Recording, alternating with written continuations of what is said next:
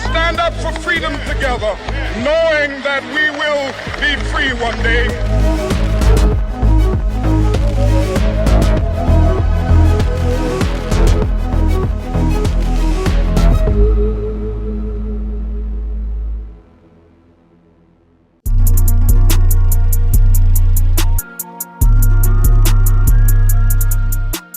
Hey, Matt, thanks very much for joining me. How you doing? I'm doing great. Thank you so much for having me, Gary. I've been looking forward to this. Yeah, me too. Our mutual friend, Matt Barone, who runs Curious Dimensions, had you on his show, and we sort of support each other. He's been really helpful with me with getting my podcast off the ground, and we sort of, I've been on his show a couple of times. I think there's another one airing on Friday that I was on recently with him. And so he recommended you to me, and then when I looked you up, and then you kindly sent me your book, and found out that you were friends with Terence McKenna, or you knew him, Paul Stamets. I mean, these people were heroes of mine. I got into sort of shamanism and started exploring those things in '97, which is what led me to the crop circles. I met a peyote shaman in Wales who was over promoting. One of his students had written a book, and he was over doing sweat lodges, and I was sort of going through a midlife sort of a third of my way through my life, let's hope, somewhere around there, crisis at the time, and I was exploring Tai Chi and meditation and all that sort of stuff because I had to stop work because I was stressed out, and met this guy doing a sweat lodge. Had a really profound experience in consciousness a couple of days later. Well, the next day, and then it amplified over the few days, and then I had a big sort of boom. Met up with him again, essentially to get some answers from him. What the hell happened to me? That kind of deal. Sure. And then he was in the UK for a while. And I found out he was visiting the crop circles, and went across with him. And that's how I got hooked in all of that lot. So then it's like watching your stuff. There's so many parallels, right? So then in 1998, he gave me a djembe drum. I started going to workshops. In 2000, I went to West Africa and stayed there for 2 months and studied the West African Manding music. Taught my kids when they came back, and then one of them now plays the kora, and my eldest son plays djembe very strongly as well. So there's watching you play djembe as well, and knowing your plant connections, I thought, there's a lot of stuff we've got in common here. Absolutely. We're kindred spirits. We are indeed. So, okay, I want to start off with looking at your book, which I haven't been able to fully read, unfortunately. That's okay. How did you first make a connection between the golden mean and your understanding of the universe? Well, there's a couple of things. I always like to say that I learned everything I know about sacred geometry from ayahuasca. And then I went and read the books. But while I was in the jungle some years back, God, it could have been 20 years ago, I do these extended shamanic plant diets. Yes. And we got a whole download, and I wrote a paper called A Theory of the Evolution of Consciousness, which had the basis for it. And then a friend of mine, my colleague, Professor Scott Olson, he's a professor of comparative religion. I've heard of Scott. Yeah, he wrote a book for Little Wooden Book for John Martineau. Okay, good. Yeah. So Scott and I are very close friends. We actually did a whole touring visionary art exhibit and all that. But and I've helped him with his writing quite a bit. I've done some editing for him and all that. So he turned me on to a whole bunch of books. So after I had my own inner intuitive understanding of it all, I went and got a bunch of books, and I read and I read and I read, and I got fascinated with the golden mean. And one of the most inspiring books was a set of books called The Temple of Man. It was written by a gentleman, French, Schwaller de Lubitz. Oh, Schwaller de Lubitz, yeah. He's written this big book on Egypt, isn't he? Yeah. Two big books. I mean, two big books. I mean, they're really expensive to buy. Yeah. I read them from cover to cover. Wow. I also have a fascination with quantum physics and shamanism, which they really go hand in hand. But I was fascinated, and through my research, I came to realize, and I think the book I sent you, I can't remember. I think I might have sent you Holographicosmic Man. Holographicosmic Man, yeah. So that's based, it's a play on words from the temple of Anthropocosmic Man. Yep. And Swallowed a Lubitz spent 12 years on site and 15 years writing those books. Okay. And everything, the temple of Anthropocosmic Man is a map of the human body, a precise mathematical map. Everything in that temple is tied into the golden mean. The proportions of the doorways, the arches, the art. I mean, everywhere you look, it's full. It's a huge, huge vault of information. So I came to the couple of things.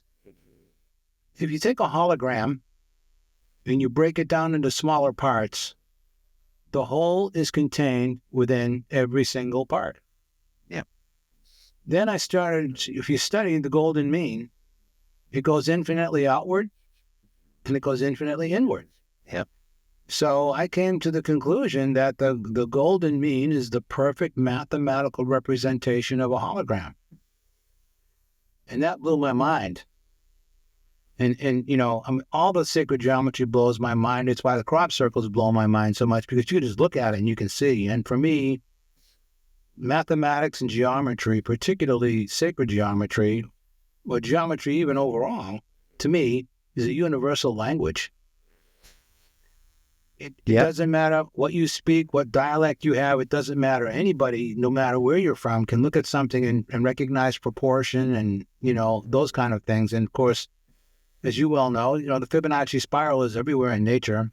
Well, the two are related, aren't they? If you take the, you know, sort of like I can't remember, is it 5 steps and then you divide one number over the other, you end up at the golden mean. They resolve to the golden mean, don't they? Yeah, and there's actually dozens of ways. If you take the golden mean and you extend it, and then make that permutation of it to the next one, that creates the Fibonacci spiral. Right. So they're inextricably linked. And, you know, the 1.618, it's an infinite number. It's an infinite number. Which is a whole other fascination. It really is, isn't it? And so I think you saw, now was it in that film? I sent you one of my films, the one I did recently, Philosophy, Why Crop Circles Are Matter, Philosophy, Geometry and the Infinite. I think I included the formation in that's got pi, right? Yeah. And it squares the circle. Yep. I remember that. So pi, that, you know, when I first found out, when I made and it wasn't straight away in my studies, I found out that, because at school, you know, they always used to say, just accept it, right? It's 22/7 or it's 3.14. And they told us straight away before they gave us the solution, don't ask questions about it. That's what the teacher said in my school. Don't ask questions, just accept it. That's the number. Yeah. And so I never really got that it was a ratio, right? It was just a relationship between the diameter and the circumference. No one ever really said that to me. And when you get that and you go, oh, right, it's not 3-1. When you put one to the other, that's when you get this this infinite number. And it's not a recurring number because it doesn't repeat. It goes on infinite. Yeah.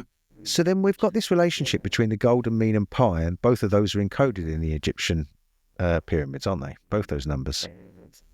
In more ways, I mean, it's like a really great piece of art. The more you look at it, the more you see things you never saw before. Yeah. And it's all embedded. And, you know, one of my favorite expressions these days are the implicate and the explicate order.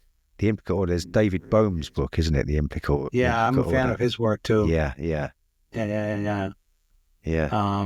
So, to me, once you really see it and you realize it, it's like when you buy a new car. You see it everywhere. You know, I have a Prius, right? It's not new anymore, but when I bought the Prius, suddenly I saw Priuses everywhere, right? It's that. Yeah, exactly. Yeah. It comes into your world, doesn't it? And so flowers, you know, I love sitting around Keith Critchlow's book, The Geometry of Flowers. Mm-hmm. When you realise the geometry of flowers, I think it's another one of my other films, you know, fivefold, which is the golden mean. Obviously, most flowers have 5 petals. Mm-hmm. That's right. And so when you sit there and you know that implicate order, you know that hidden implicit geometry, as I like to call it, inside this stuff, it's so fascinating. Yeah, and I'm sorry, go ahead. Sorry, I was just going to say about the Fibonacci sequence. Were you aware of John Martineau's work with regards to Venus massively beating out those numbers around the Earth? I think so. I may be in one of my books. Okay. I've done a lot of research over the years, so sometimes I don't know where I picked up something, where I didn't. Right. Did I steal it? Is it original? Yeah. That kind of a thing. Yeah. So, sorry, you were going to say something? Well, as I say, another part of the whole Fibonacci spiral in plants and everything is phyllotaxis, the way that the leaves grow for maximum exposure. I mean, that's brilliant. Isn't it? Yeah. And the whole aspects of the human body, and everywhere where you look and you see where the golden mean is, it's just everywhere. It's to me, proof of divinity. Proof of divinity. I talked to Dr. Diane Powell the other day about the telepathy tapes, and we were talking about the Anthropic principle, because we were talking about Tom Campbell's work, who recently appeared on Joe Rogan. Okay.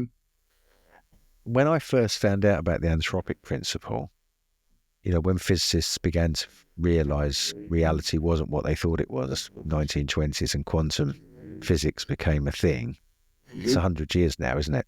It's really since the discovery of... when I first found out that the universe is so finely tuned to produce biological life like us that can ask questions about it, and that if you remodel the Big Bang and you change any one of the parameters just a little bit, the weak nuclear force, the strong nuclear force, force of gravity, speed of light, you change any of them, the way 0.1, you've got like 32 dials on your amplifier, and you turn one back, just a micro adjustment, you get a universe that flies apart too quickly, or it won't create the right amount of chemicals for the life brew. Then the word from the phrase for me extended from proof of divinity to proof of intelligent design. Same.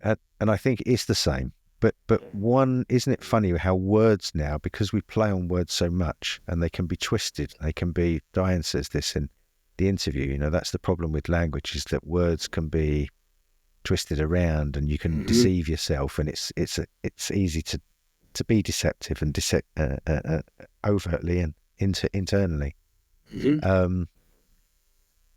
But when you say to people who are anti-religious or skeptical or atheist or whatever, you say intelligent design, even that brings about a look of horror, doesn't it, on people's faces? I have a love affair with atheists. Do you? Yeah, because they're not accepting religious dogma. I have some good friends that are atheists, and I like to freak them out, because I tell them, don't you realize that you just admitted that you are God? And they're like, what? And I'm like, yeah. If you make the call that God doesn't exist, and then if you were cease to exist, then nothing exists. Yeah. So that makes you God. Yeah. I got one buddy still, he's been wrestling with that for like 15 years now. Because there's truth in that. I mean, I have another book called The Center of the Universe is Right Between Your Eyes, but Home is Where the Heart Is, which is, probably one of the longest book titles in history, right? But it talks about the fact that you can't change really the whole world around you and what goes on, but you can certainly have flexible perception in how you interpret it and how you create it in your mind based on all the sensory input and the other kinds of input that you get. We're in the driver's seat whether we like it or not. So we can react any number of different ways to a particular situation depending on what we choose or what overwhelms us if it's an emotional thing, Don't you think, though, that, my teacher used to say to me that if you were living, and you've had way more experience. I did ayahuasca before I left Mexico. I lived in Mexico recently, and and I was I worked as an investigator and a journalist for Jaime Maussan, the UFO guy, and I lived in Mexico City for a while. I lived in the forest in a national park above the city, and I had a little house in the woods, and I had invited a shaman, a friend of mine who worked there, knew this guy who was an ayahuasca shaman, so we invited him to the house, and me and this Venezuelan lady stayed up all night. I drank about 5 glasses, and I smoked the pipe as well during the ceremony. Wow. It was a powerful evening, because when he turned up with all of his old stuff to lay out on the floor, and he laid his cloth out, and he got this beautiful crystal bowl out, really beautiful crystal bowl, and as he went to lay it on the cloth, there was a big loud crack, and it just cracked in half, this bowl. Wow. Just before we kicked off. That's a sign, huh? Yeah, that was a sign, and it was a very powerful. It was the first time I'd done ayahuasca, and I'd waited for the moment, and that was, and afterwards, my Spanish is okay, but we had a conversation about 6 a.m. The Venezuelan girl went to bed, and we sat and had a conversation, and he said, because that was her first time ever doing psychedelics, so we were kind of all of our attention went on her, and after she went to bed and she was all sorted, we had this conversation, me and the shaman. He said, I've done this for sort of 30 years, and you obviously can handle it. I wish we could have just done it together, because we would have been able to go somewhere different without, which is an interesting thing. So I've yet to do a second experience with ayahuasca, but I really know it's going to be powerful when I do, if I do. Yeah, I've been at it for 25 years. Yeah, that's what. This past October, I just did my 14th 10-day plant diet with ayahuasca and a number of other plants. What does that consist of, Matt? Tell me what that consists of as a plant diet. So it's in the middle of the jungle. Which jungle? I'm sorry? Which jungle? It's the Peruvian Amazon. Okay. You go in and you spend most of your time alone in your tambo, which is an open-air hut. But there's a big round ceremonial maloca. So it's a very restricted diet. And you meet roughly every other night for a group ceremony. The rest of the time is alone. You get either oatmeal, quinoa, or rice boiled. Baked or boiled plantanos, the bananas that aren't ripe, that taste like cardboard. And then you'll get usually maybe a piece of chicken or fish. And then you get one plant or a number of different plants. You get a whole pitcher, and you have to drink the pitcher throughout the course of the day. And then you do the ceremony roughly every other night. And then if you've been at it for a long time like me, they'll ask you, you'll drink ayahuasca by yourself once or twice alone during the day. And they're around, if you start screaming, somebody will come. And there's a guy 24/7 on the perimeter with a shotgun, just in case. We never had any problems. But you do that with the diet. There's no salt. Why is that? It's an old tradition, and I found out actually they did a study years ago with rats. Okay. And they deprived them of salt for a period of time. And then when they reintroduced salt into their diet, it stimulated neuronal growth in their brains and other places. Is that right? Yeah. So to me, it's like taking your experience and tattooing it into your brain. And those guys knew, you can go on and on about Western educational quantum physics, and those guys are like, where you guys been for the past thousands of years? We already knew that. I'm paraphrasing here, but you know what I mean. Yeah, sure. So you go over the course of 10 days like that. And your dreams and your visions and your waking reality all blur together. Now in Western culture, we separate sleeping, waking, dreaming, visions, whether fever visions like having a flu or whatever. In indigenous cultures, they see it all as one continuum. And they'll give just as much value to a dream as they will to a waking experience. So during the course of that 10 days, your subconscious contents really rise up.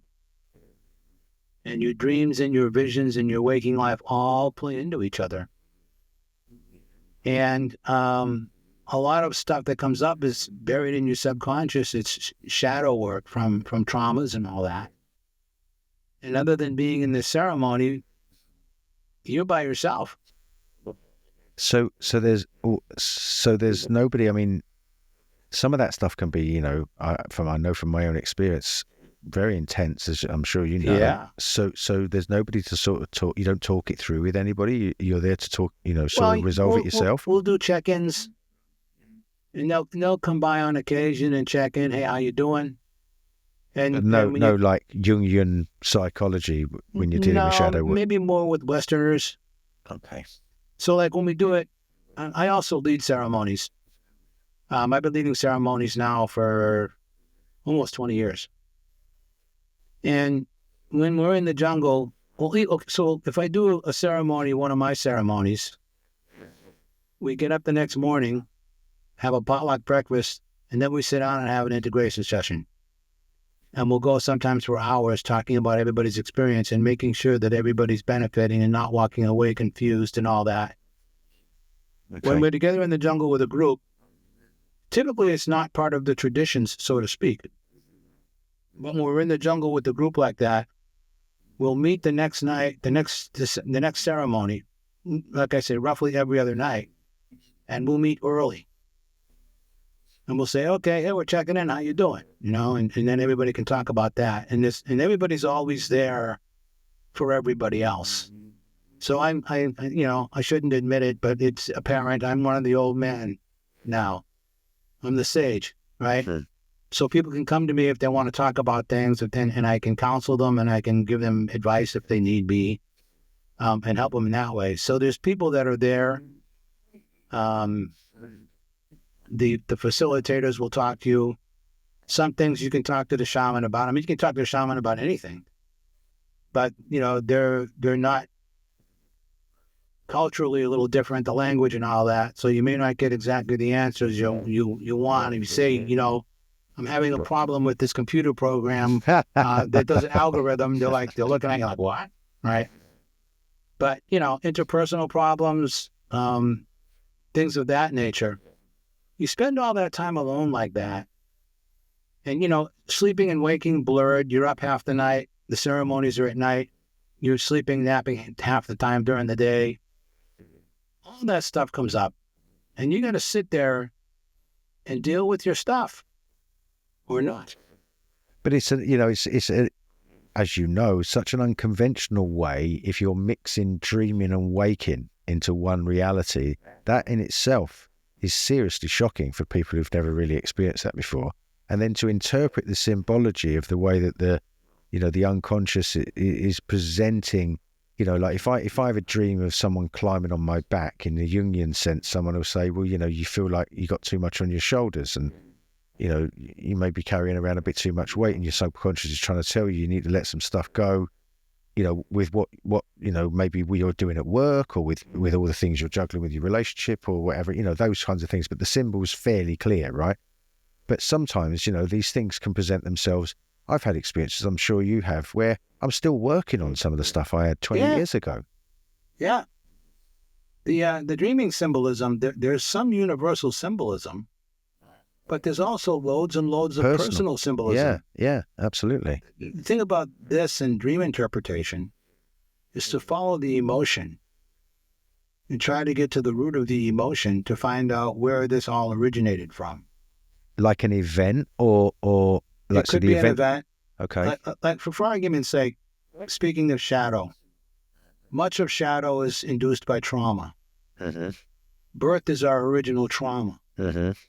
Some of our earliest experiences, we couldn't even articulate what was going on. And in this present state, it was the first time those things happened to us. So we had no precedent. So we would create a strategy to deal with it, even if it's blacking it out. And as you grow up when you're young, what do? You emulate everybody around you in order to learn, and you take on strategies and things that may or may not be healthy. Sure. And they get buried, and they go way back to birth, and maybe even beyond that. And you don't know. So when you revisit them and you're doing this work, you re-experience them. But you're re-experiencing them with what I like to call witness consciousness. Or I like to say daddy's home or mommy's home, because now you can go through the emotions and re-experience it, but now you have some objectivity, whereas before you had no idea what was going on. And if you honestly re-experience it, and it's often terrifying, but if you re-experience it and you pass through it and you see it objectivity for what it really is, then you can process it and then you can let it go. That, in essence, uncovering a trauma like that is what they refer to in shamanism. They'll call it soul retrieval. And you have all these sub-personalities, which are strategies that you have developed, that you have created in order to cope with particular situations. Masks. I always love to say I'm a cast of thousands. Yeah, masks. Yeah, exactly. Masks. That's what I found out the ego. When I found the ego is a series of all the masks you've learned to put on for all the different scenarios that you have to deal with. And you do it. That's why my teacher said to me, one of the most important, it'd be interesting to see what you say about this, because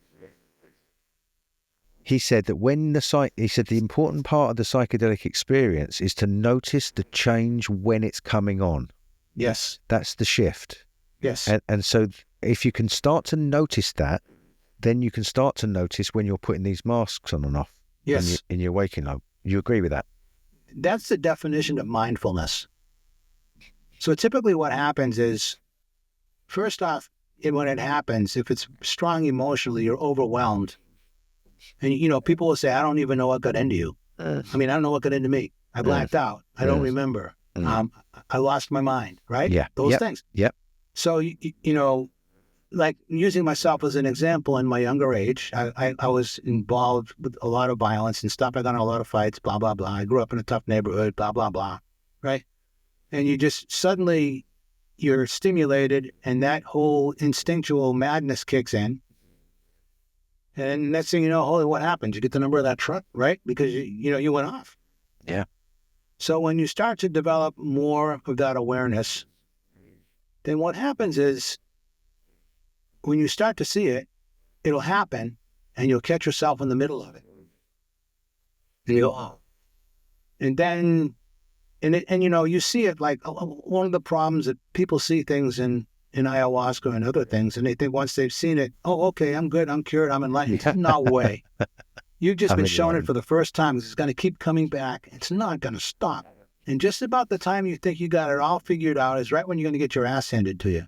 Yeah. Right?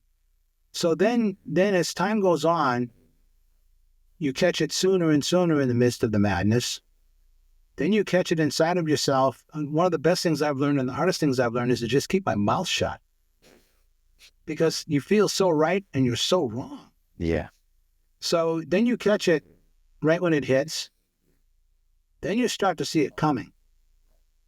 And then as time progresses and you keep paying attention, you see it sooner and sooner and sooner. And then when it pops up, like now when it pops up, I have this thing I like to say, pops up in my mind, and all the little monkey minds, all the little masked sub-personalities running around. I go, you, shut up and get to your room. I don't want to hear it.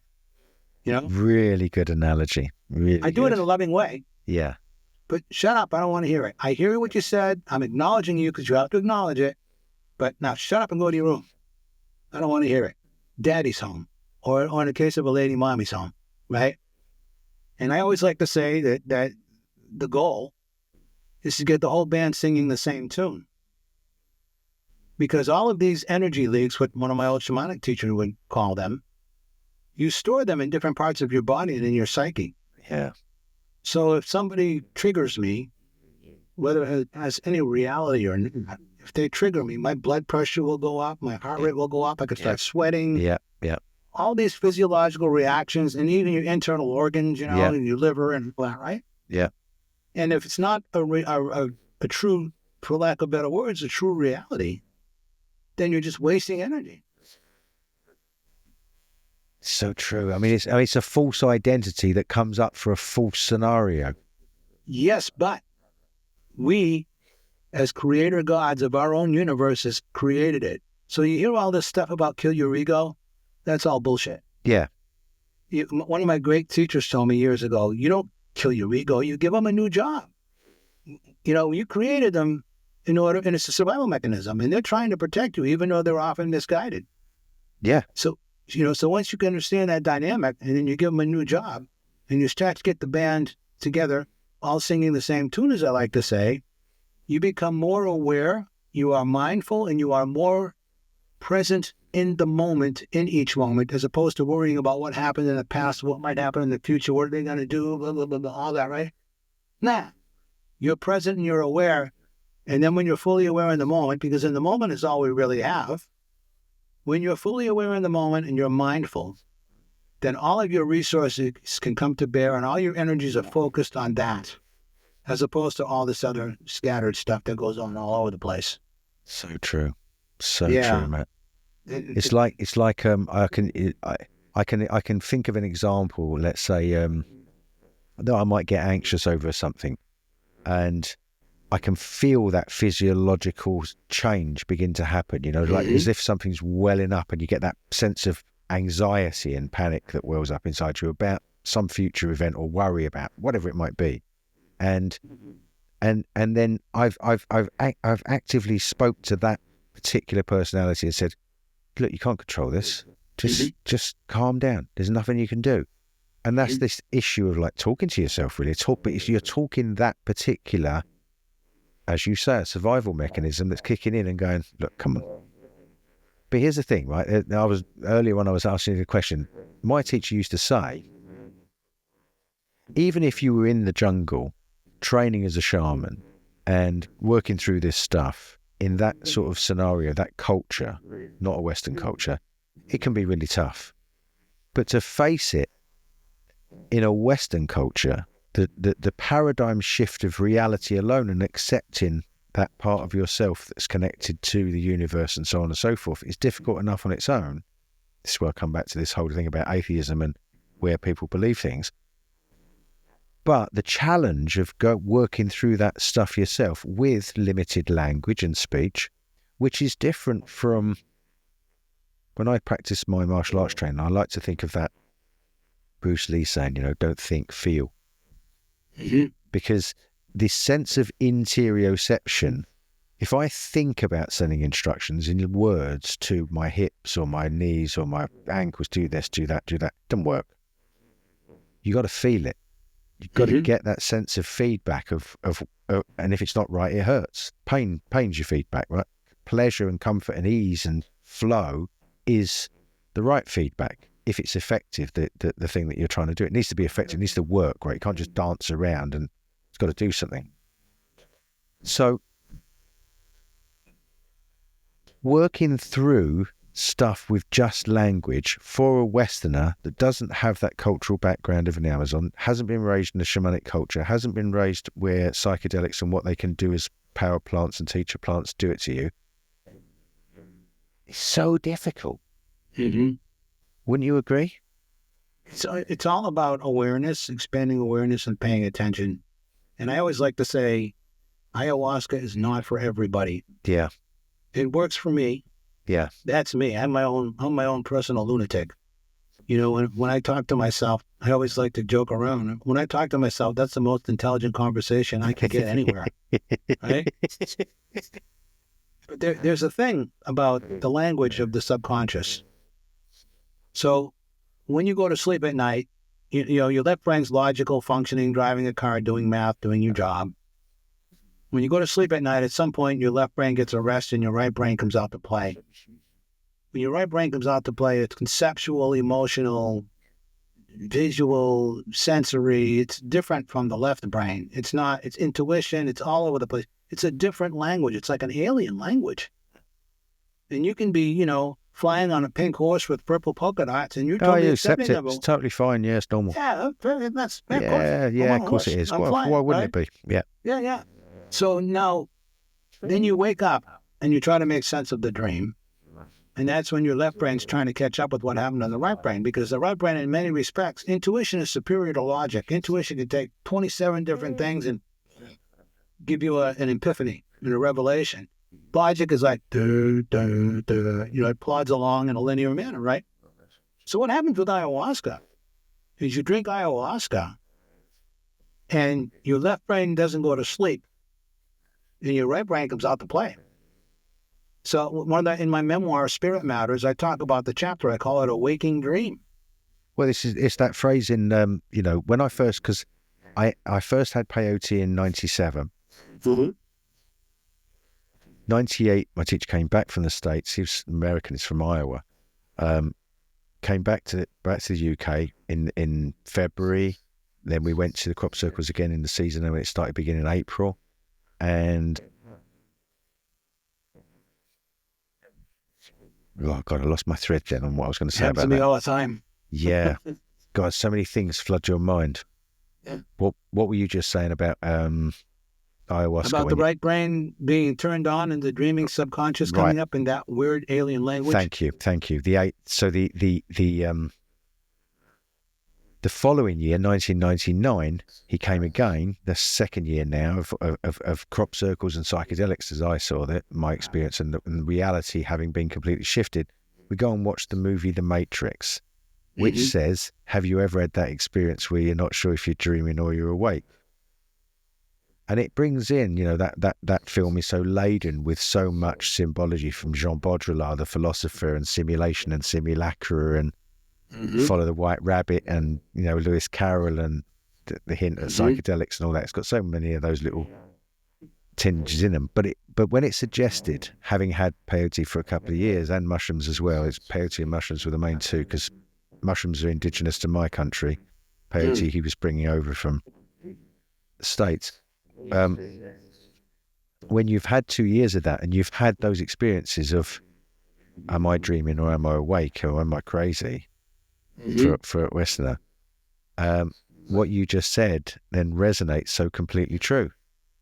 But I come back to my memory of how difficult that was to hold down for me in those early days, and try to integrate and talk to people about my experiences who just thought, you've lost it, Gary. Do you know what I mean? Story of my life. Me too, mate.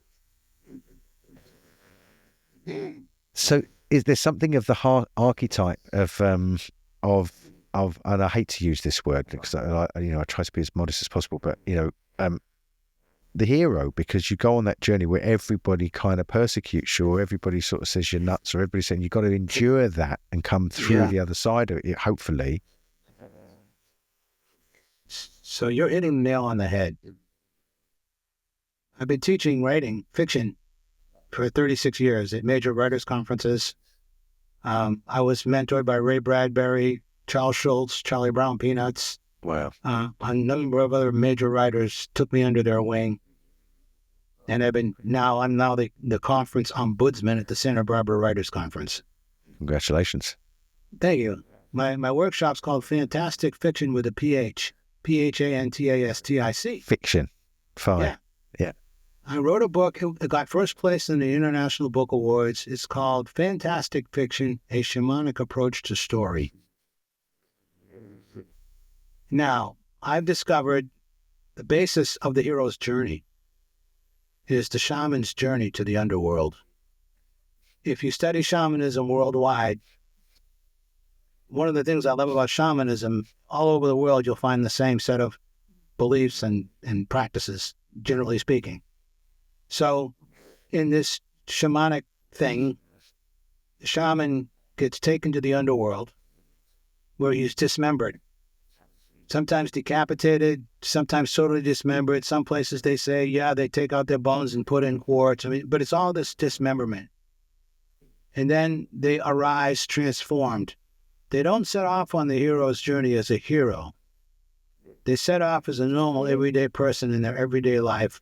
Something comes along that sets them off and upsets the balance of life. And the quest is to go on the adventure to the place to find the Holy Grail, the artifact or whatever it is, and then bring that knowledge back to the rest of the people. So another definition of shamanism is a bridge. A bridge, yeah. So the whole key to the hero's journey is going to that place that everybody else is terrified of for the most part, facing the darkness, and getting transformed by getting destroyed, which destroys your concepts of who you are or who you think you are and who you think, your masks and all that. And if you navigate all that successfully, you come back as a changed person, as a new being, as somebody who has the secret knowledge that other people don't have. Right? The other thing that ties into all this, and something you said that sparked me a little while ago, is that shamanism is all about mastering energy. Everything's energy. So when you learn that, and you understand, like we were talking about a little earlier, about how we'll react by certain stimulus, and you catch yourself, right? Yeah. Well, now for me at this point, if I feel a certain way, and you said this in using other words, but if you feel a certain way, you feel that energy. Yeah. The fact that you're feeling that energy in that way is telling you something's not right. Yeah. And more often than not, it's yourself. Yeah, it's always more often than often. Yeah, that's right. That's right. Yeah. That's right. So it's all about mastering the energies of it. So in the hero's journey, they go to the underworld and come back as a new person. And our greatest myths and stories all follow the hero's journey. You know, Harry Potter, Star Wars, Lord of the Rings. Every single one of them follows the hero's journey to the T. As you can probably tell, I'm a huge fan of Joseph Campbell. But I don't know who Joseph Campbell is. Oh, Joseph Campbell is the one who came up with the whole idea of the hero's journey. Is that right? Yeah, he has a really wonderful book called The Hero with a Thousand Faces. And it goes into the whole thing of how, cross-culturally speaking, across the world, all the greatest myths of people follow the hero's journey. And there was a great series, I think it was Bill Maher, did a 6-episode series of interviews with Joseph Campbell. And part of it was George Lucas from Star Wars. Right. Discussing the hero's journey. So it's at the core of who we are, and it's really sort of, in for lack of better words, it's hidden secrets of what we know to find out who we really are. The one I was just talking about was on another show last night, actually. And we're talking about, one of my favorite myths is St. George and the Dragon. I was just going to say, that's, and actually talking about it to somebody today, because we got a white horse, the original white horse at Uffington. Uffington, it's in the county of Oxfordshire, just across the border from Wiltshire. It's the big, long sort of abstract, which people call a white horse. But there are quite a lot of people who believe that that is the original dragon that come from the myth of St. George and the Dragon. So what happens? St. George confronts the dragon, which is terrifying death. And what's the dragon guarding? The babe and the gold and the jewels, right? Yeah. So if you face the dragon, face your deepest fears, you get the babe and you get the treasure. Right. And so the treasure is in your heart. Yeah. The layers of your false identities are kind of preventing you from getting to the core of your heart, because your heart has such a sophisticated security system that it won't let you in unless you come as you are, who you are. And so you can't get access to the treasure. You can't get in this Fort Knox of a place that's your heart, which is a center point, a viewpoint for infinity, my teacher used to call it. Mm-hmm. You can't get there as a false, with any of your false masks on. You've got to shed the masks. And that's facing, so this hero's journey, this facing the dragons, the allegorical dragons and the beasts that we fight along the way are really the false identities that exist within ourselves. That's correct. One of my mentors who I studied with for years, Jose Stevens, wrote a great book called Transforming Your Dragons, Turning Your Fear Patterns into Power. And it helps to put a face and a name on the subpersonalities, the identities that are there. And the journey is from the head to the heart. That's it. We're culturally, for lack of better words, head-centered. Yeah. And the brain is highly overrated. Yeah. Ayahuasca gets you to your heart. And there's a thing in shamanism, and this is in the Temple of Man, in ancient Egyptian thought and other places, where the heart is the center of our being. Yes. And then, all the other organs are like planets. The liver is this, whatever, Mars, and whatever they are, and all that. But our heart is connected to the sun in the middle of our solar system, which is the giver of life. That connects to a bigger sun, to a bigger sun, to a bigger sun, all the way back to source.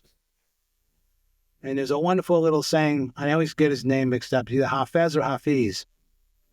And he says, even after all this time, the sun never once says to the earth, you owe me. Look what happens with a love like that.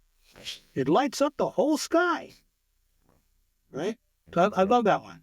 Because if you think about the sun and you think of shamanism and you think of energy, the sun is just about pure energy.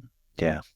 It's the closest thing of spirit into matter, because it's primarily composed of the two highest vibrational molecules, right? Hydrogen and helium. Yeah. and it gives off the energy. And look what it does between, you know, the sun and the earth. Life as we know it happens, right? So the crop circle pictograms that originally appeared were like these circles with a line and then a circle, and you might get a crescent behind one of them.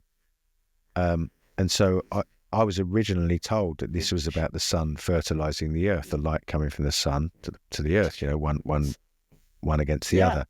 But also when you look at a sweat lodge, you build the ceremonial pit, and there's a direct line to the other circle, and there's a circle within that circle, which is the pit inside the bender, inside the sweat lodge. And so you've got this circular fire, a line, because you're not allowed to cross that line, as you know, when you're doing that ceremony. And then you go in and you walk around that circle in the center inside the sweat lodge.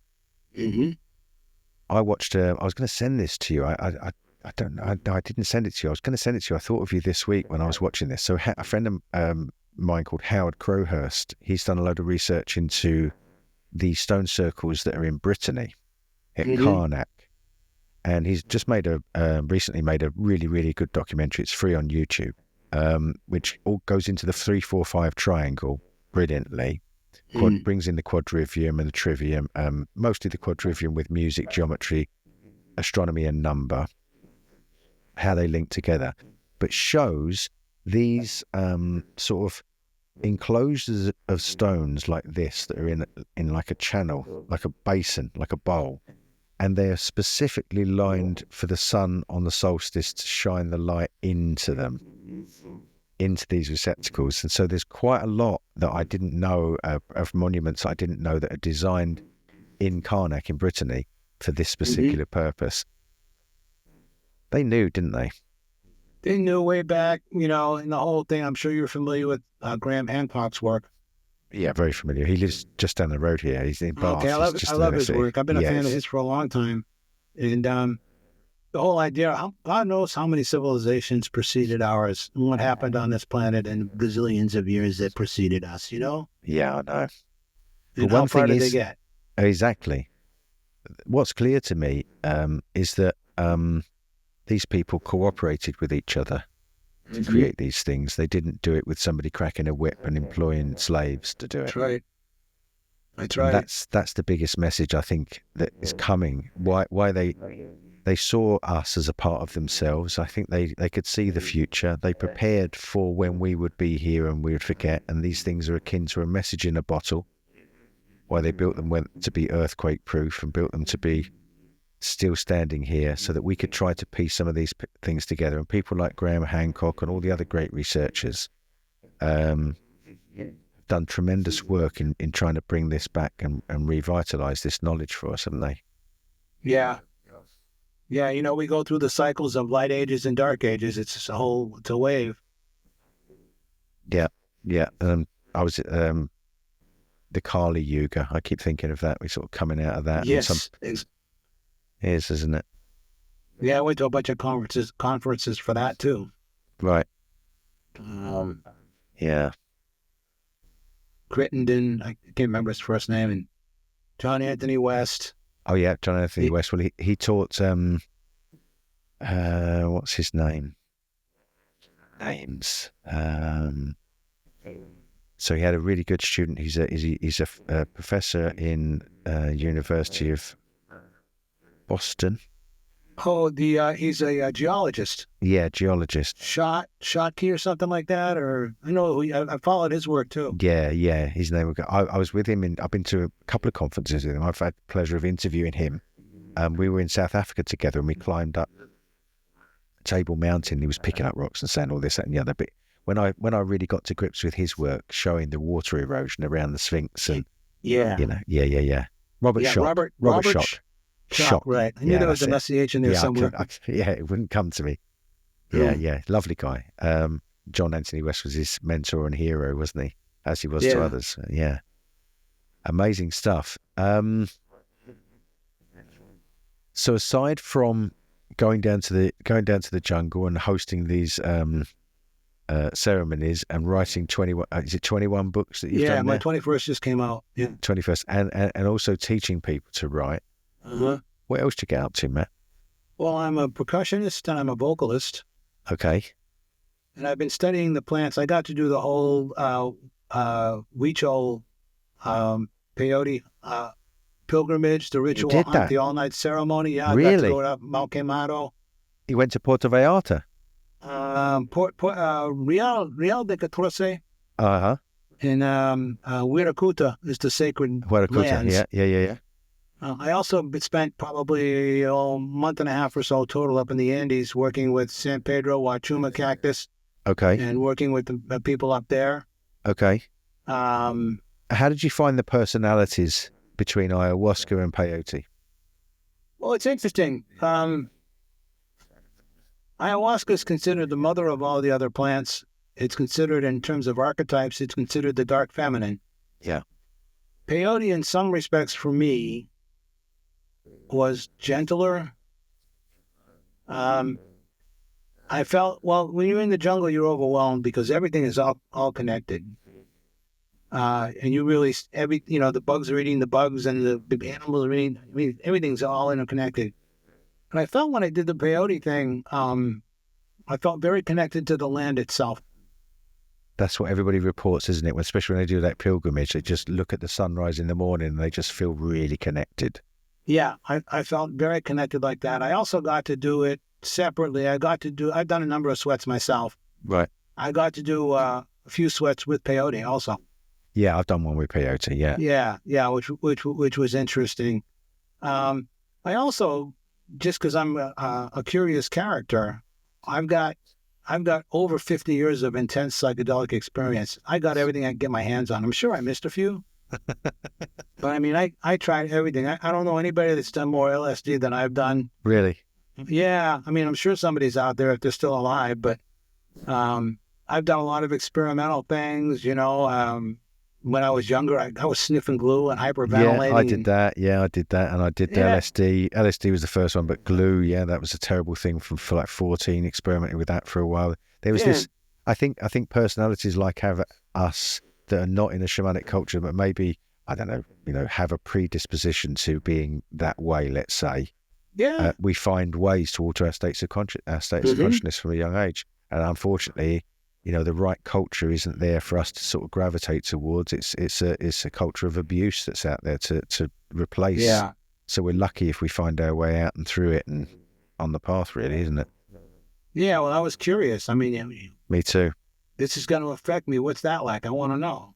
And then interestingly, over the years, particularly through ayahuasca and other stuff, like I have no use for alcohol. No. None. I have a weakness sometimes for cannabis. It helps me write. Yeah, no, I that's the plant. I had some strong experiences with cannabis, and I do like to sort of particularly when I train, when I'm practicing martial arts, when I want to go on that journey of discovery, I'll smoke a pipe and I'll just start working with a stick or something, and I get that inspiration, I get those ideas. So yeah, I work well with that. If I I as another aside there, I've studied martial arts over the years. I studied Chinese Kempo for 2.5 years, Taiwanese Kung Fu for about 9 months, Qigong, Tai Chi. Yeah, really sounds like we've been down the same roads. So I started with martial arts. That's been my thread. So I was 5 when I did judo, karate and stuff like that when I was 11 up to my teens. And then when I was 16, I got involved in an Indonesian art called Kateda, which is all about developing what they called ki, not chi, central power. So there's a lot of breathing exercises and dynamic tension. They would hit us with bricks and we'd break bricks and punch iron plates and do all those kinds of things. Then when I got to 20, got married and spent 10 years trying to sort of, make it rich as a whatever. That didn't work out.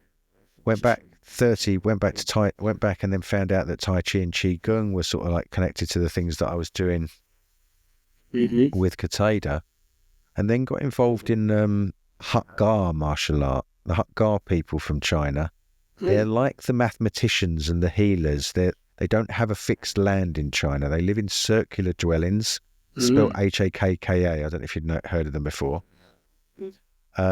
It's based on the movements of the southern praying mantis, called southern praying mantis. So Taiwanese Kung Fu was based on that. Yeah. So I've been doing that since 2000.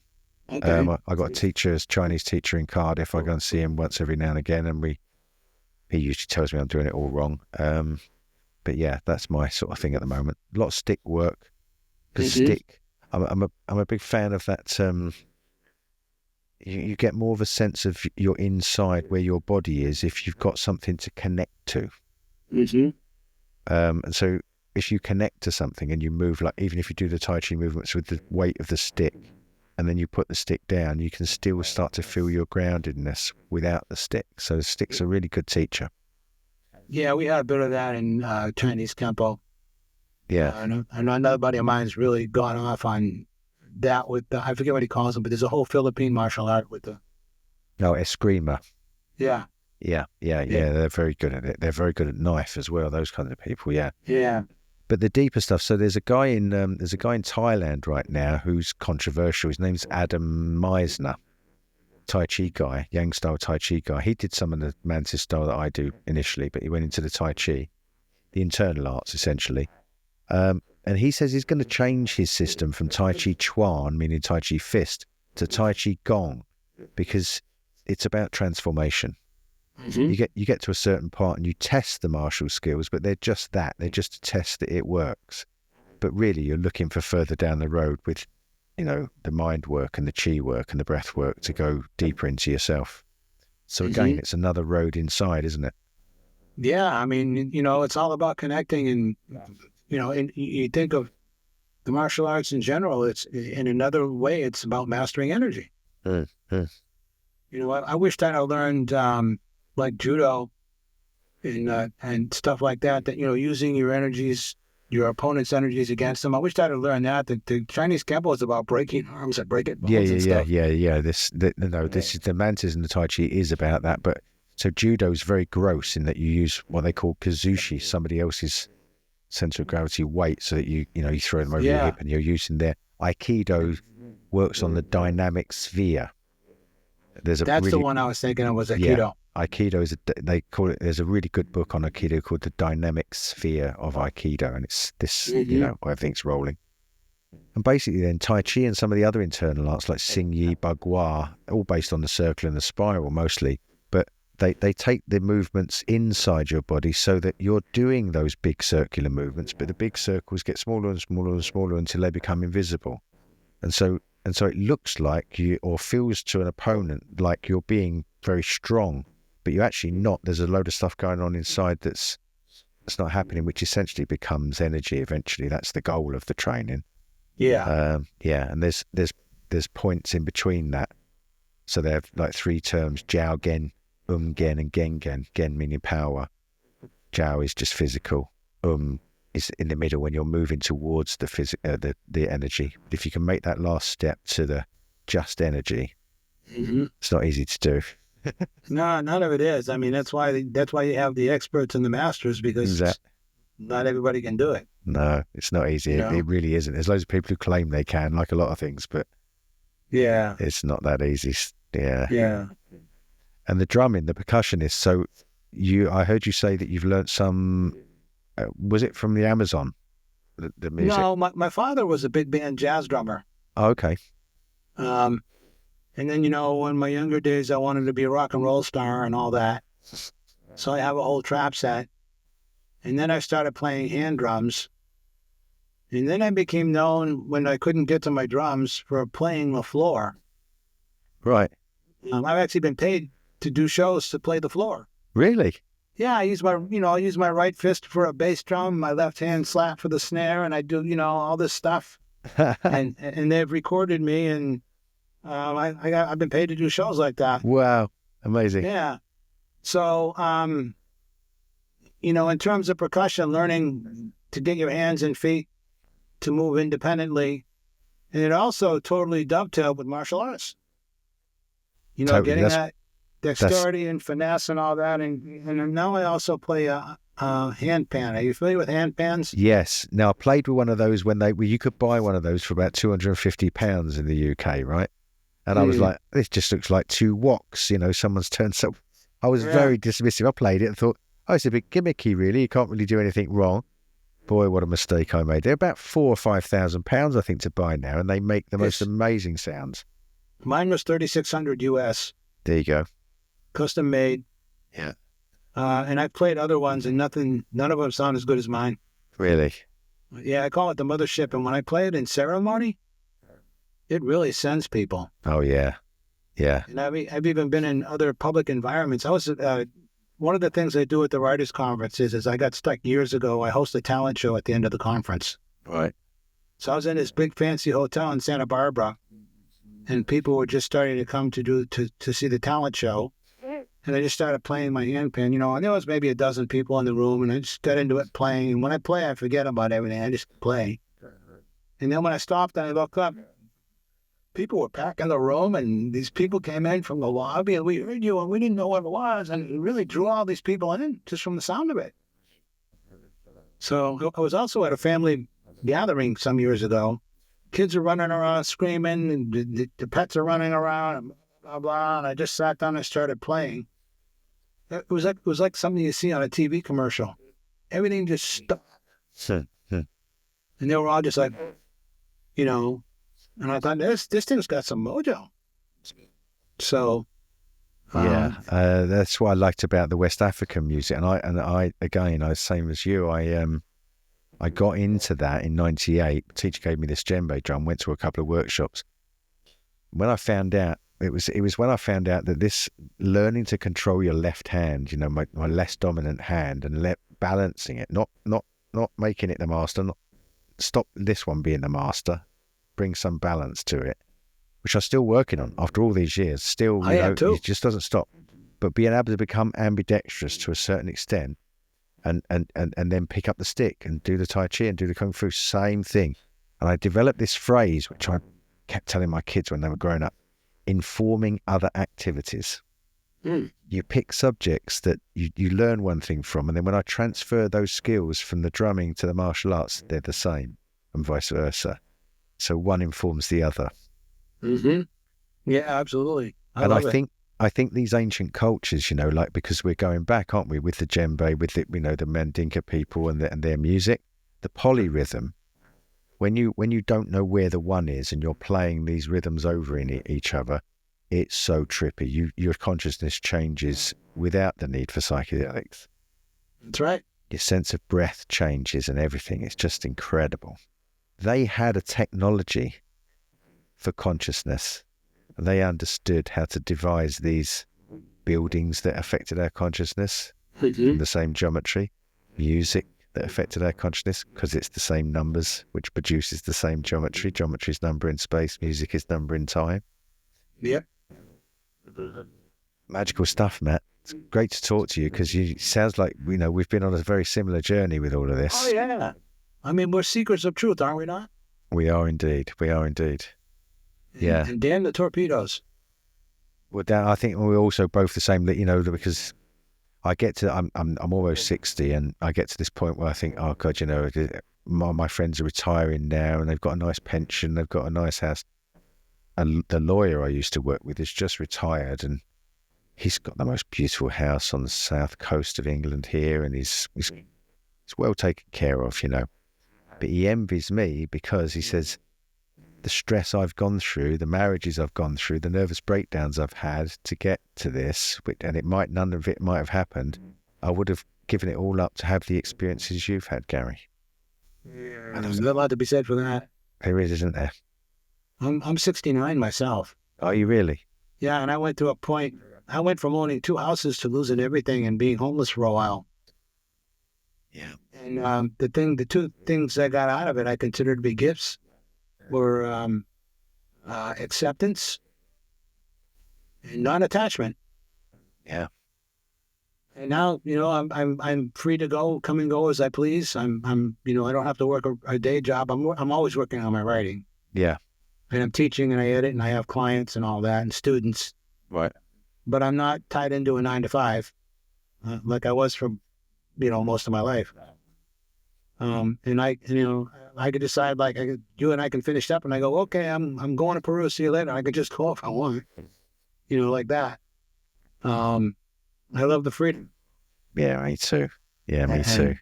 less attachments. I'm back working a regular day job at the moment, but for me, they're sort of they're in between things. I'll be off somewhere and then this will happen, and my life's never, ever since it changed in '97. Really, it's I've got used to this, having a go bag in the corner, because everything can change in the flipping of a dime, as they say.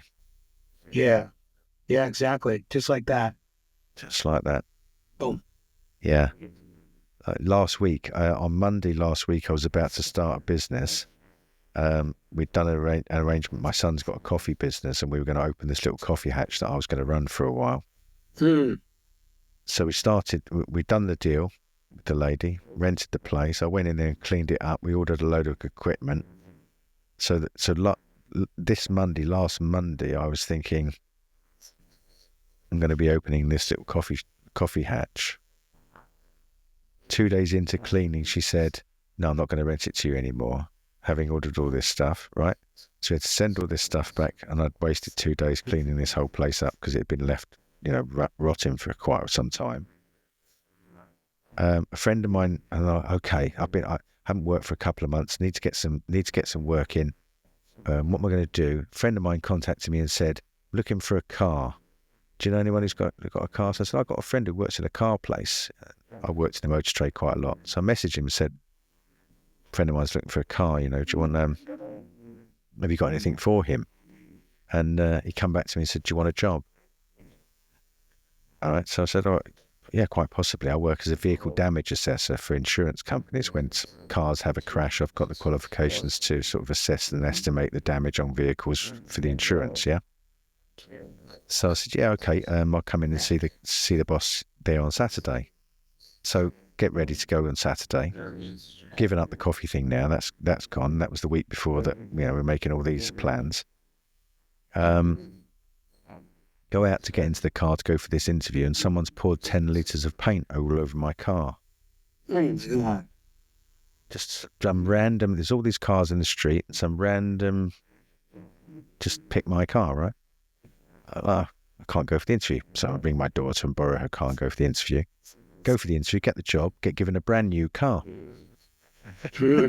So last week I was going to work a coffee shop. Now I'm working back in the car business with a brand new car, having lost my car. And I can there was a couple of, I'm so used to how my life can go like that now. You know what's fascinating? I won't give you all the gory details, but when I was in the jungle last October in Unreachable, faulty plumbing in the apartment above me flooded my apartment. Right. And my whole apartment was gutted. They moved all my stuff out. They gutted it all down right down to the studs. And they couldn't reach me because I was in the middle of the jungle. Yeah. But when everything was said and done, I have a whole new apartment that's remodeled. All new appliances, new fixtures, new cabinets, new sinks, toilet, all that. And the plumber's insurance is going to pay for the damages. So, like you, I had a few moments of, and then everything worked out for the best. And when I came back from the jungle after doing that, one of those dietas, the diet there, I was totally zen. It's like, it's only stuff. What the hell? What are you going to do? Yeah, right. Yeah. Jump up and down. It's not going to fix anything. And how many times, Matt, has it happened to you? I'm sure lots, where it's almost like you're being shown that if you don't panic and you just hang on, it will all turn for the better. That's acceptance. It is, isn't it? Yeah. It's just getting through that period where you want to panic and run around, which I've done so many times. And then just go, hang on a minute, just wait, and then things work out, and you just couldn't have seen what was going to happen to work it out. Yeah, that's the secret to me now. I was just telling somebody the other day, I don't go after things like I used to. I just let them come to me. Yeah. A little initiative on my part. If I don't sit down on the keyboard, and I won't write books. You won't, yeah. But I'm not going. I don't have to do things and accomplish things and, all of that. I just let it come to me and see how it unfolds. And it's a beautiful thing. I always like to say, we'll see how the mystery unfolds. would you agree with the saying? Because I was saying, I can't remember, I said this to in a recent interview, that it's more about being yourself rather than doing. Yes. My teacher used to say, it's not about having a grand plan. It's about recognizing you are the grand plan. I love it. That's perfect. I always, I tell my students, it's the journey. It's not the destination. Yeah. It's the process. Yeah. That's where it's really at. It's nice to have written a book and get published and blah, blah, but yeah, the whole creative process of being in the moment yeah, is to me, that's where the secret lies. And Rick Rubin, I watched some interviews with him recently, because I don't know if you saw, there was a crop circle last year that was just a circular ring with a circle dot in the middle, like one of those Chinese coins. Mm-hmm. And most people would, oh, well, what's that? They're used to having all these great big elaborate ones. What is a ring with a circle in the middle? It's really, really significant formation. But the front cover of Rick Rubin's book on creativity was that design. Now, he just put it there, and so many people have projected their own interpretation of what they think that circle means onto it, which is what people do with crop circles, right? But you've heard of Rick Rubin, right? Yeah, I have, actually. Yeah. He can work with one creative, like the Red Hot Chili Peppers, and their creative process will be completely the opposite to another artist that he'll work with, but he's just got this gift of being able to bring it out. But he said, when you work on any creative project, God wants you to be your full potential and work to your full potential. And so taking your time with any creative project, not saying ever, oh, that'll do, that'll be all right, but saying, no, I can't think of the answer for that yet. I'm going to have to wait until I get the answer, until I'm really happy that that's how I want it to be. And then allowing that process to unfold with those kinds of rules and conditions is an offering back to God for your life to do the best you can. That's how I write books. It's a gift, my friend. I let it unfold, and I know I may have an idea of what the ending's going to be, but I won't know until I get further along. Right. I'm a huge fan of creativity. In fact, I have to interview somebody. Somebody's interviewing me tomorrow. They're writing a book on creativity. Really? Yeah. So they asked me if they could interview me about it. Me and other people. Right. But I'm fascinated with the whole thing of how the subconscious works, and getting inspired.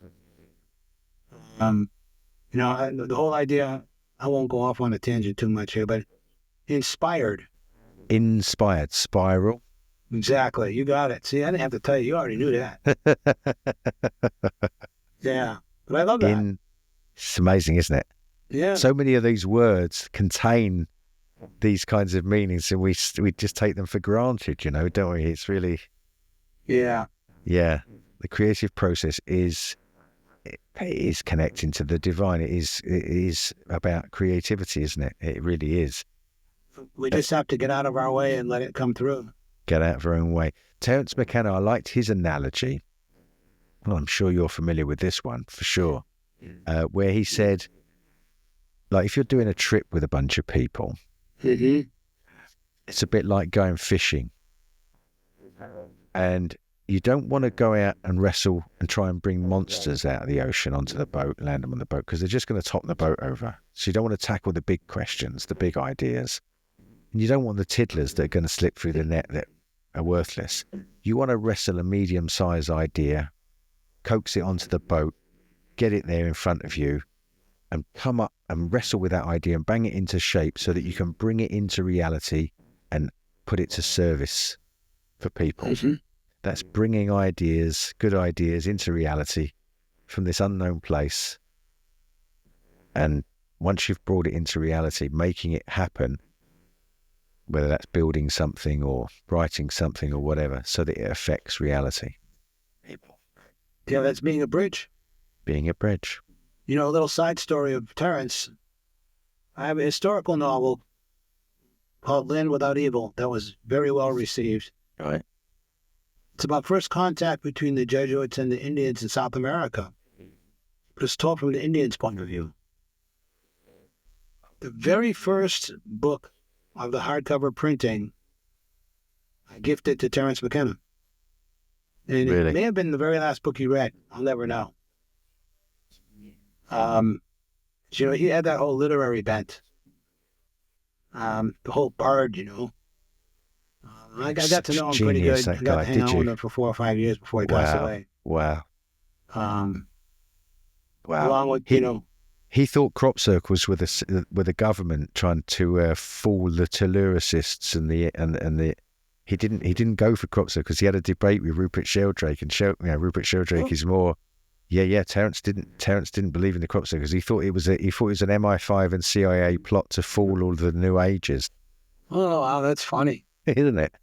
That is really I was funny. shocked by that. I was really shocked by that, but I don't know why I was shocked by it. I suppose I just thought because of all the wisdom and stuff that he says that I love so much that he would say the things I agree with him on the crop circles. It doesn't matter, of course, but Yeah, interesting. everybody's got their own thing, right? Sure, and that's it. It's why it doesn't matter. That was the big process to go through with the crop circles. Really, that's the initiation. Is to give up this whole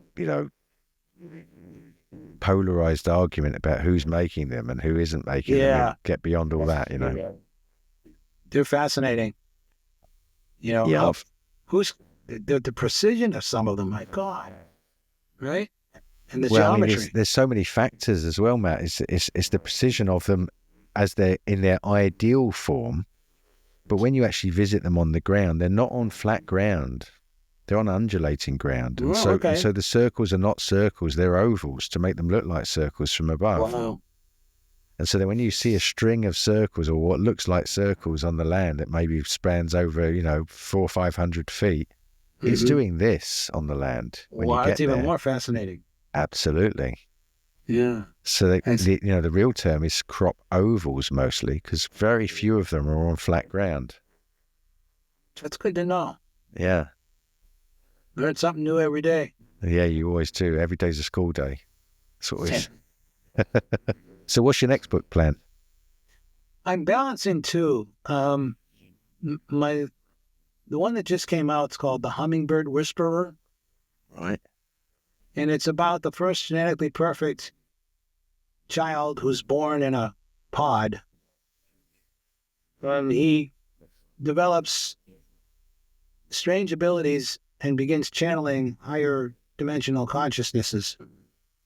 Interesting. And gets into a lot of woo-woo. Right. He connects with hummingbirds because they're a higher vibration, and it's easier for him to connect with them than it is. And get into all this religion and belief stuff and all that is part of the plot. But fiction's a harder sell. So I'm sure you've heard of Coast to Coast. I have. So I'm a returning guest on Coast to Coast. I've been on 6 times now. 6? Wow. George and Ari loves me. We get each other. Brilliant. But they won't do fiction. They want Bigfoot. Yeah, Bigfoot. Yeah. UFO, crop circles. Yeah. The woo-woo. They don't want fiction. So they won't put me on for that. So I've been developing an outline. I'm thinking about writing a book about ayahuasca and all the other plants. Okay. Because ayahuasca is considered the mother of all the other plants. And I've worked with most of the plants in the jungle now. And I've worked with other plants. And there's a whole idea of plant spirits and plant allies and the relationships. And when you do, in ayahuasca ceremonies, you sing to the plants. Yep. You sing Icaros. Right? Yeah. And you're flattering them, you're calling them little sister, little brother, mother. Yep. They're family. Yeah. Guys are all the animals. Yeah. So one of the things that's really important for me when I do a lot of this psychedelically inspired podcasts is I want people to have their eyes wide open. Yes. Everything I say, everything I write, I consider to be an offering. I don't ever tell anybody, you need to do this, you should do that. Never. But I want people to have their eyes wide open so that they know that, yes, it's not for everybody. It's not a party thing. No. It is one of many spiritual paths, and you can get that way in multiple other ways. The goal is the same. Yes. But I think it's important for people to be informed of the positives and the negatives and the dangers. So I've been really playing with this idea of doing a book about ayahuasca because, I've been at it with ayahuasca for 25 years. Amazing. At the peak of it, I was doing the math a while back. At the peak of it, for a couple of years there, where I was doing it 30 times a year. Unbelievable. Along with other stuff. Wow. But I was working and studying all these different traditions. Even when I came back, I did 5 ceremonies in the jungle. The very next weekend after, I led 3 more. And the weekend after that, I led 3 more. So in the course of a couple of weeks, I did 11 ceremonies. Wow. Right? Again, not for everybody, Sure. all of that. But those people who were doing it needed guidance. Right. And for me, when I go to the jungle, I can take big doses, no worries, because I'm not responsible. Right. When I lead, I take much smaller dose. So I'm in the zone, but I'm there with everybody, and I'm responsible for that. Yeah, the guy, I don't know how much he had, but I think he had less than us, the guy who facilitated my... So I'm seriously considering, if I write that book, Coast to Coast will have me on. And when I'm on Coast to Coast, I get much better book sales. Well, you will, of course. Sort of circulation. So, two things that came up. How shall I order the questions? First one that comes up. Okay, ayahuasca's the mother, they say. Yeah. But the first indigenous psychedelic plants, they're not plants, fungi. Yeah. So mushrooms were the aliens. Spores come from outer space, as Paul Stamets says. They can exist in a vacuum and absorb radiation. They land on the planet when it's a ball of rock, create oxalic acid, which breaks down and eventually becomes moss and becomes topsoil, and gives us this basis for life to progress. So mushrooms then, as Paul Stamets says, to quote Paul Stamets, 65 million years ago, we get an asteroid hit, life reorganizes, and mushrooms do deals where they create symbiotic relationships with trees and plants and blah, blah, blah, blah, blah. So this mother of everything that exists underneath the soil is the mycelium, right? Mm-hmm. So why then, if we've got a bunch of psychedelic mushrooms that are around the planet, not just, we've got cubensis, and here we've got Salamensica, I can't never pronounce that, and a bunch of others. Sure. Why would ayahuasca be considered the mother if it is a derivative of what originally was created? Yeah. So for me, ayahuasca is the voice of Mother Earth. So when ayahuasca speaks, I'm listening to Mom. Now, one of the fascinating things about ayahuasca is that it grows close to the equator. Okay. The equator is the place where that gets more sun exposure than anywhere else on Earth. Therefore, you have the greatest density of life. Right. So Mother being the mother of all the plants, in many respects can be the mother of the earth, where there is the greatest density of life and variety. And it's there where you think about it even from the shamanic viewpoint of energy, where the energy of the sun is the greatest on the earth. It's where ayahuasca grows and thrives. Oh, yeah. And it's a combination of 2 plants. Yeah, I know, because you need the MAO inhibitor, right? Otherwise it just... Yeah, the MAO inhibitor is in the ayahuasca vine itself. Yeah. And the DMT is in the Psychotria viridis, they call chacruna. And you can eat the Psychotria all day and nothing will happen. But when you mix it with the ayahuasca vine, the MAO inhibitor allows it to become orally active. So the ayahuasca is the facilitator for the actual psychoactive plant, which is interesting. It's not the psychoactive plant itself, is it? That's true, but there is some DMT and some 5-MeO DMT in the ayahuasca vine. But it's smaller amounts. It's smaller amounts, okay. Trace amounts. There are some cultures who just drink the vine itself, but it's not the same as the brew of the 2. And the acacia plant, the one that appears on the Australian flag, that's got DMT in it as well, isn't it? There's DMT everywhere. There's phalaris grass. There's, like you mentioned, the acacia. And I always like to say, DMT is in the human body. Yeah, pineal glands. So by the letter of the law, your brain's illegal, your body's illegal by the letter of the law, right? What about Iboga? I almost had a chance. It's something I had wanted to try in the past, and I actually got a tour of a clinic down in Mexico. Right. And I think Iboga is a one-shot deal. It's a one-shot deal. Yeah, and it's like ultimately like a 3-day experience, and it's not something to be messed with. You can go into a coma and die if you don't know. Yeah. Like at this clinic, they had nurses and doctors who watched over you. Yeah. It's something I've sort of always wanted to try. Not as much now because I think I've done so much ayahuasca and been through it all that I don't feel like I have any real deeper traumas. Yeah. Most of that work is done. Doesn't mean something might not pop up somewhere. Sure. You never arrive. I always like to tell people, if somebody tells you that they're enlightened, you better run as fast as you can. Run away. Yeah. We got a guy here who did, I've forgotten his name again. It was a BBC TV show, and he went around a bunch, Tribe it was called. Can't remember his name. He went and stayed with the shamans in Gabon, West Gabon, and he did the Iboga, and described it in the way that most people do. In that, for 3 days you get to sit in the shoes of the people you've harmed. You have, your dream is that all the people that you've wronged and all the people that you've felt, you get to feel what you've done to them from their perspective.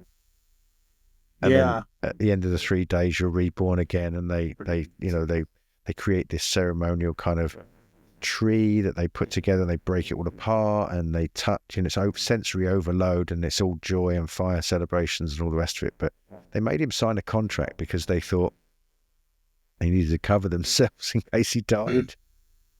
Yeah, there's when I met Terence McKenna during that same time, I used to go to these ethnobotany seminars, and I met Giorgio Sammarini. I don't know. Italian. He had spent a lot of time. He was one of the first people. I'm talking about like the 90s. Right. He spent a lot of time in Africa doing the whole Iboga thing, and so he did a whole big wonderful presentation where I first heard about it. And it's not as much on my bucket list as it used to be. No, I wouldn't now. Apparently it's quite difficult to eat as well. Apparently it doesn't taste as pleasant as ayahuasca does. Apparently, Bruce Parry, that's his name. He described it as tasting like battery acid. That's funny because people tell me what does ayahuasca tastes like, and I tell them it tastes like battery acid mixed with crankcase oil.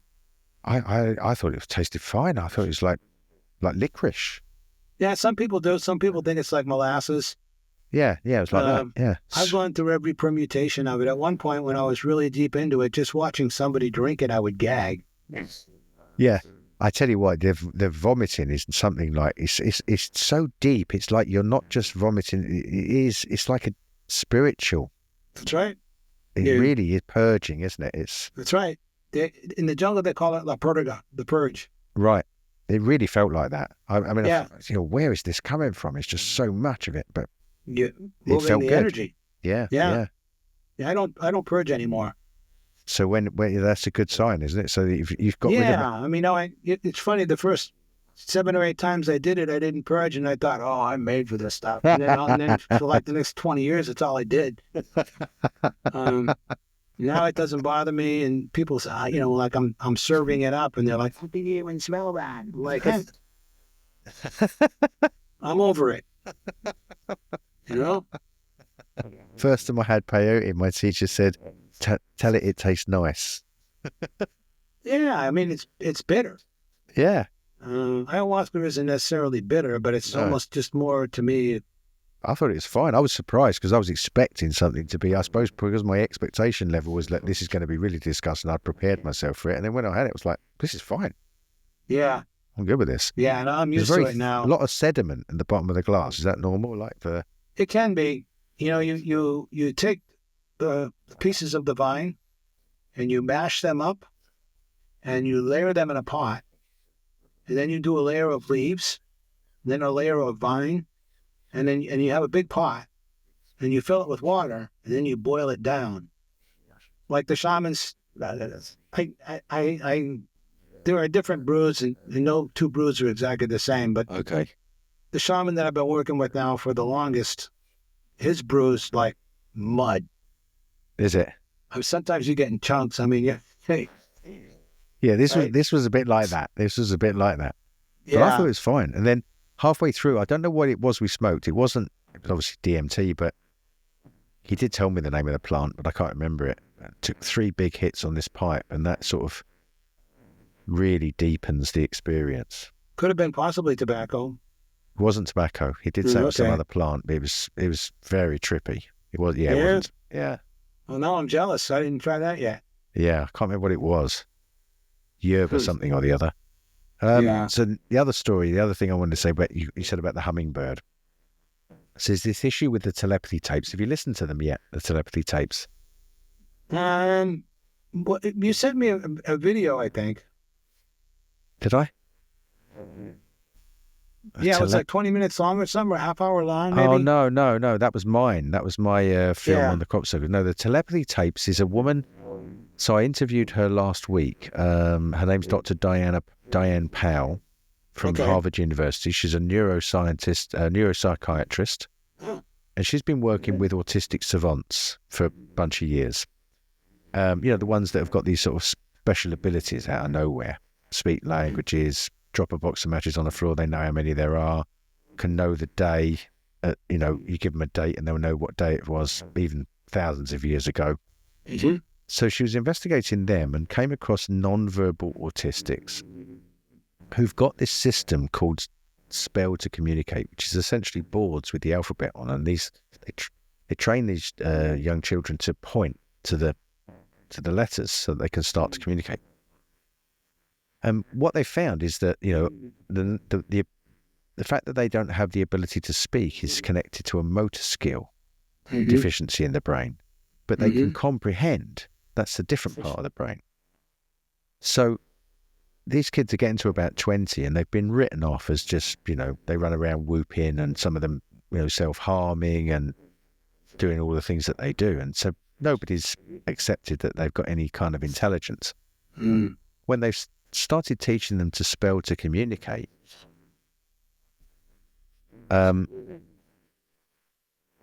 they're basically being telepathic with their carers and their mums, and so they're sending messages and they're connecting in dreams. So I've interviewed 4 of the mums already, one of them from the UK, and they're saying, we're getting this telepathic communication. Not only that, these children are now reporting that they all meet up on a place they called the Hill, and have been doing it for years. And so when I interviewed Diana Powell the other day, she was saying that they're mostly in their right brain. They're not got the language and so they're out there. And when you give them these motor skills, bring them into their body so they can point to these things, they can start to sort of slow down their vibration to speak in words one by one. And I've realised that they can tell the future and that they can do all sorts of incredible things. I've had a number of telepathic experiences, a lot of them on ayahuasca, and now in my everyday life, but you can never predict them. No. They just happen, and you go, oh, well, kind of, that's what that was.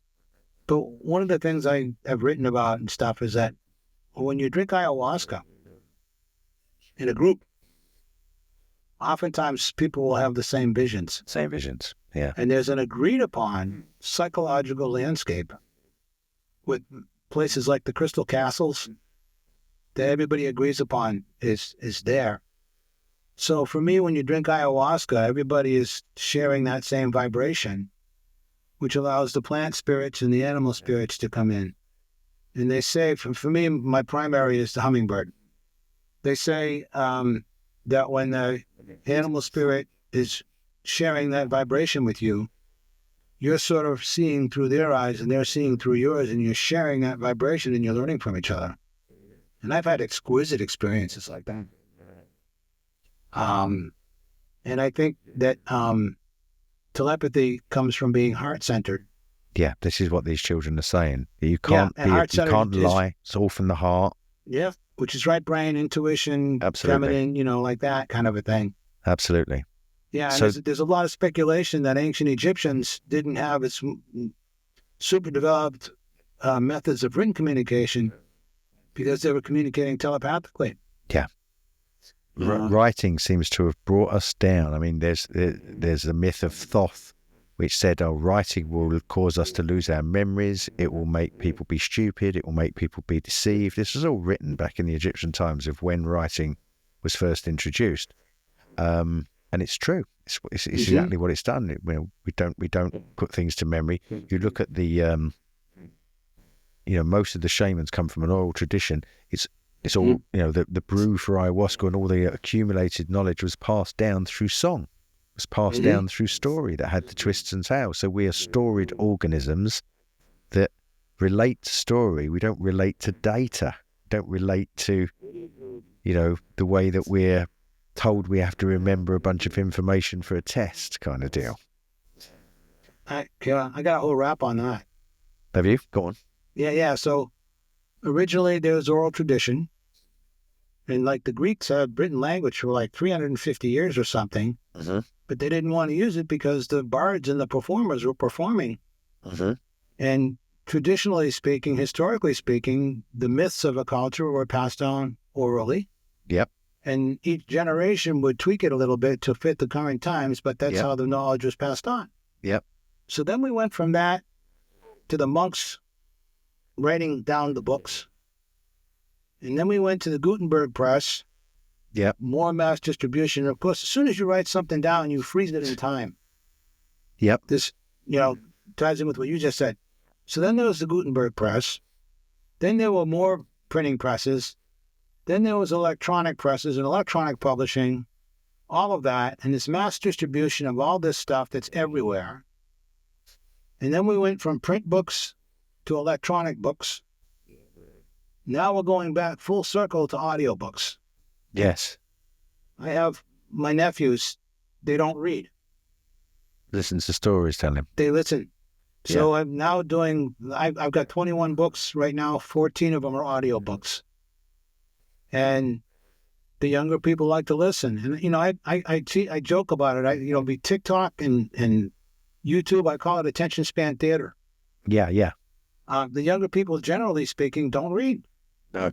So we've gone full circle from oral storytelling all the way through all that stuff, technology and blah, blah, blah, and we're back to oral storytelling again. It's actually fascinating. It is fascinating. Yeah. There's a wonderful book I love called Spell of the Sensuous. I've read that thing like 3 times. Me too. Yeah. Isn't it cool? Yeah. When he first said, you use your eyes to hear your own voice in your head when you read. And our eyes weren't meant to be hearing or sensory organs for hearing. They're meant for seeing. And that translation of using our eyes to hear our own voice in our head because we've made scratches on bits of paper that represent sounds. That was profound for me. To realize we know that's what we were doing. We would have looked out over the storied landscape like the Aborigines. The landscape has a story from dream time. And that's a map of the landscape. It tells me where I can get water, where I can get food, where I can get shelter. It ties me intimately into the landscape. That would have been my storybook. Whereas now my storybook is on a 2-dimensional flat page with abstract symbols that represent the sounds that people make. They don't represent accents. They don't represent nuances. They don't represent the breath. Listening to somebody actually communicate. So much of it's missing. The dramatization of someone actually orating the story, probably like the Homeric epics to a lyra or something while they were singing the songs. It is. Funny, isn't it, that we've gone back to that? Yeah, I've actually used a lot of pieces from that book in some of my other books. What, Homer? No, Spell of the Sensuous. Spell of the Sensuous, yeah, brilliant. Yeah. Brilliant book. Yeah, David Abraham is a masterful writer. I mean, there's a lot of phenomenology in that, which I'm a big fan of. Heidegger, when he said, if you want to understand a hammer, pick it up and use it. Yeah. Have you ever seen the philosophy film by Hubert Dreyfus called Being in the World?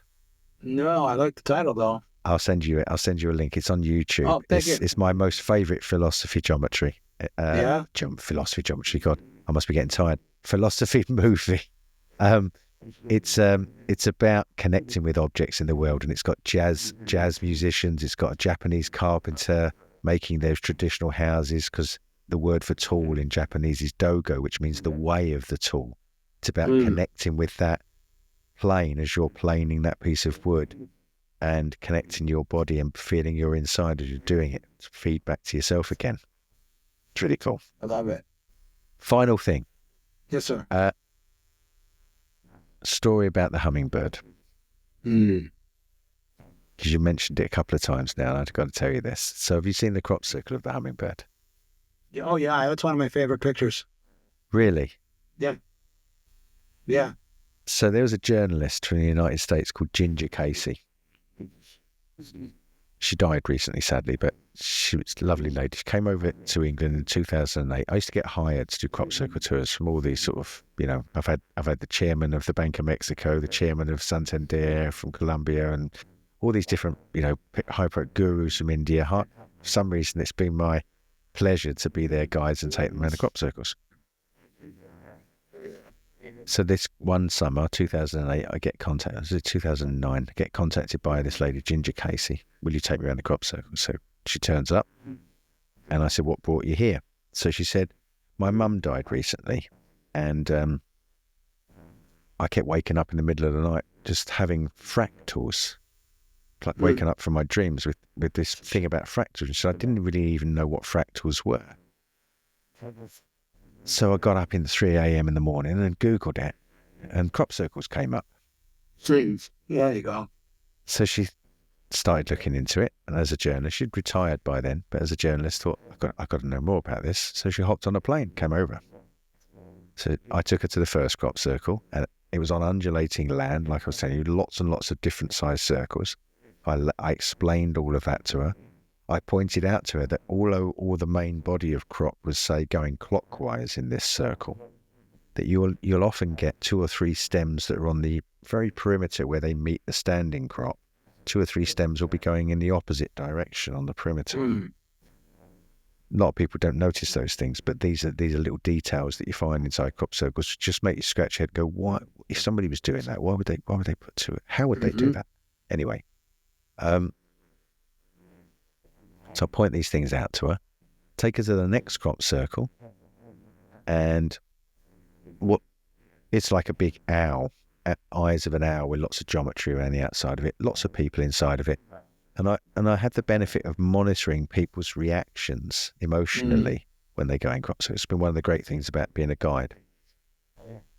Take her to the third and final crop circle, and I don't show people the picture of what they're going in, if I can help it. I like them to walk around and scratch their head and try and figure it out, because 9.5 times out of 10, there's no way you can know, what you're standing in. So she walks around, she comes back to me, and you can tell by her face where she's been elated. The first crop circle, she was like, "Oh my God, this is amazing." The second one, she was kind of like, I would say, more introspective, more thoughtful, more sort of, spark this curiosity in a different way in her. Third one, she was crying. It affected her emotion. I've seen this quite a lot. She comes over to me and she says, what is this crop circle? So I show her the picture. It's the hummingbird. And she breaks down. She breaks down, man. And I'm like, what is wrong? And she said, so every childhood memory I have of my mother is of hummingbirds, because she put them everywhere in the house. Magnets on the fridge, the sculptures of hummingbirds, busts, everywhere. And so this connection that had brought her mum died, woke up from dreams, fractals, flown to England because she's seen the crop circles, gets the third crop circle, and it's of a hummingbird, which is everything to do with her mother. Isn't that beautiful? I got a quick hummingbird story. Go for it. Doesn't have to be quick. So, way back around 2000, I was in the jungle, and then in my visions, I saw feathered flying through the mountains, and my legs started flapping up and down. And for a little bit, I was a butterfly, and then I turned into a bird. The next day, I asked this guy was a shaman. He was a mentor to my mentors. And I said, ¿Qué es la abuela? What, and he gives me this big smile and he goes, El Condor. It was a condor. It was Condor. So I was Condor, and then I did a 2-year shamanic study group, and I never said a word. And they called the group the Condors. So I was Condor for 5 or 6 years. Wow. And then one night I was in a ceremony, and all of a sudden my legs started flapping a mile a minute. I mean, a mile, and my head's going like this. And if I didn't have the experience I had, it would have freaked me out. My visions were all beautiful, high-frequency, pastel bliss. All right? So the next day when we're integrating, my buddy comes up and he's talking. He says, I knew it was going to be a really strong ceremony because just before it started, a hummingbird came up and got right into my face. Right when he said that, I realized I was a hummingbird. And at the same time, my girlfriend at the time who was with me said, you were the hummingbird. But it all happened like this. It was like, Dish. So since then, when I'm in ceremonies, if I start to go into the really higher places, my legs start going a mile a minute, and they start going, and I go into those beautiful visions. And sometimes when there's really beautiful music playing, she comes. So if you look all over my place here, I got hummingbird paintings, I've got stained glass hummingbirds, and so my other name is Picaflor. In Peru, they call it Picaflor. Picar is to bite and flor is flower. It's Picaflor. There are a bunch of Picaflor songs. So that's one of my names, among others, is Picaflor, because I have this super wonderfully beautiful connection with hummingbirds. Fantastic. So, I knew I had to mention that story to you to get that story from you. Yeah, that's fantastic. Beautiful. I love it. We'll end on this. What you just said, and the story you just said, and the story that told me, and the story I told you from Ginger, resonates again with something else my teacher said. And I want to say this because I think you'll agree. The truth isn't to be found outside of us, and it isn't to be found inside of us. It's to be found where the two meet. And when they meet with an experience that's in consciousness with the hummingbird, at the same time it comes at you from the outside, that's when they meet. And that's the truth, isn't it? That is the truth. That's a synchronicity, and that's why I titled that one book I mentioned, The Center of the Universe is Right Between Your Eyes and Home is Where the Heart is, because it's that place where the objective meets the subjective. That's where it's at. That's where it's at. That's where it's at. That's where it's at. Matt, it's been a pleasure, my friend. Me too, man. I really enjoyed this. Thank you so much for having me on. Oh, no, it's been a big pleasure. I really was looking forward to having this conversation. I knew it would go like this. It's fantastic. It's nice. I'm sorry if I've talked so much, but I was excited to talk to you, and I've got these experiences. Usually I'm the host, and I usually ask the questions and sit back. But I just wanted to. I had this feeling that if I sort of shared these stories that I've had, which I don't do very often, with you, that we would really see that we resonate together. We're tag teaming, and we're provoking each other. Right? Exactly. In the best way. It's like a martial arts, right? Exactly. Dancing. Exactly. Yeah, exactly. Yeah. I look forward to speaking to you again sometime in the future, my friend. Thanks very much. Reach out. You know how to find me for sure. Brilliant. Thank you. Yes. Thank you again. Cheers.